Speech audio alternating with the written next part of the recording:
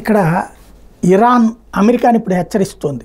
ఏంటది అంటే, మీరే ఆయుధాలు ఇస్తున్నారు ఇజ్రాయెల్కి. ఇప్పటిదాకా కూడా ఇజ్రాయెల్కి అనేక సార్లు ఇజ్రాయెల్ విషయంలో తీవ్రవాదుల పక్షానికి కూర్చుని ఇరాన్ అదే మాట్లాడింది. అమెరికా యూరప్ దేశాలు కనుక పక్కకి తప్పుకోండి, ఇజ్రాయెల్ని గంటల్లో మేము బూడిచ్చేస్తాం.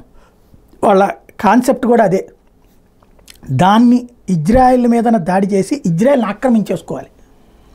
ప్రతి అరబ్ దేశానికి అదే కోరిక ఉంది, ప్రతి ముస్లిం దేశానికి అదే కోరిక ఉంది. ఇరాన్ ప్రధాన కోరిక అదే.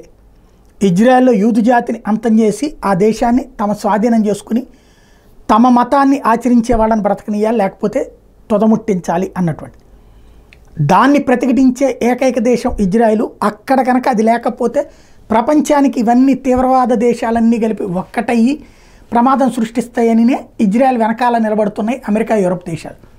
ఇప్పుడు అమెరికన్ యూరోపియన్ కంట్రీస్కి ఇరాన్ హెచ్చరిక జారీ చేస్తుంది. ఎందుకంటే ఇరాన్ వాడుతున్నటువంటి మిస్సైల్స్, డ్రోన్స్ని దారిలో ధ్వంసం చేయడంలో ఇజ్రాయెల్కి తోడు ఇవన్నీ పాలు పంచుకుంటున్నాయి. కాబట్టి అవి ఎప్పటికైనా ఆపకపోతే మీ అందరూ మాతో యుద్ధం చేస్తున్నారని మేము కూడా మీ మీద యుద్ధం చేయడానికి సిద్ధపడాల్సి వస్తుందన్న హెచ్చరికలు చేస్తుంది ఇరాన్.